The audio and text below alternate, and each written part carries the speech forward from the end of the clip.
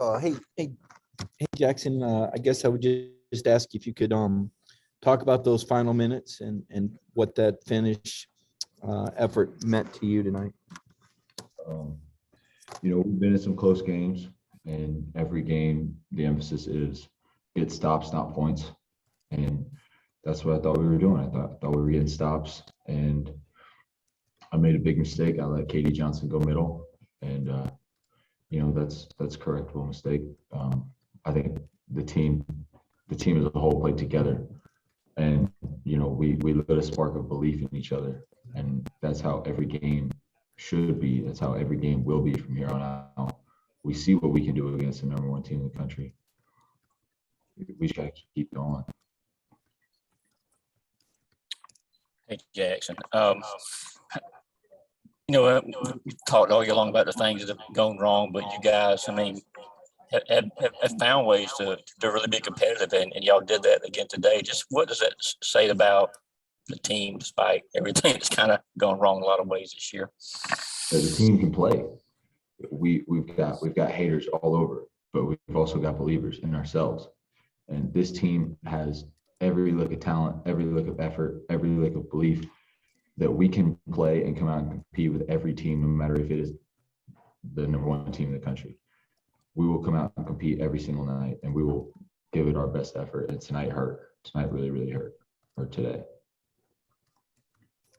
Okay, next we're going to go to Charles Odom and then Drew Beal. What you thought was the difference in the game there at the end? What you guys do? Pull it out.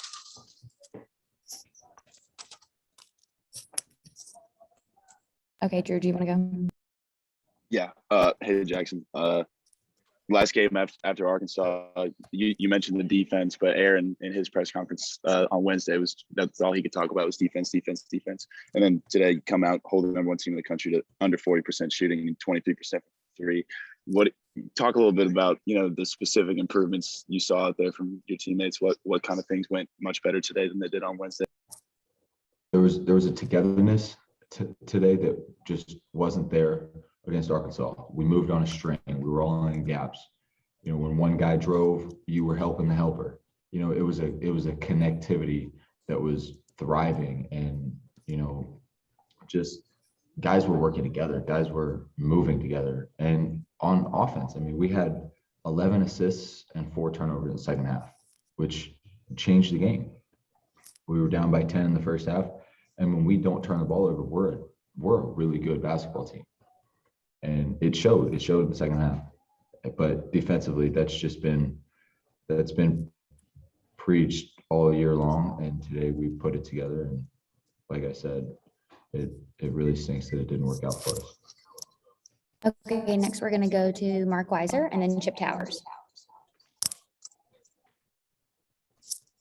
Jackson, if I heard you right, I think you said that we've got haters all over. What is it like to try to, get these W's? Maybe if you don't feel like everybody's on board behind you, or am I reading that wrong? There's a certain sense of urgency in the locker room because you can tell that we believe in ourselves, and that's all that matters. That's all that matters in the locker room. It's all that matters on the court. That's all that matters in, when we're just hanging out as brothers. We believe we can win.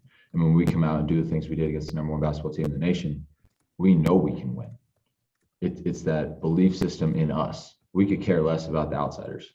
It's the belief system in us that keeps us moving forward and keeps us competing. Yeah, Jackson, great game. Specifically, you mentioned the second half, because you guys didn't play particularly well in the first half, or it seemed like you missed a lot of easy ones there, and it could have been different. What was the halftime talk? And what was the inspiration for kind of turning things around in the second half? We knew we were right there. We were down by 10, and we had probably 6 point blank missed shots.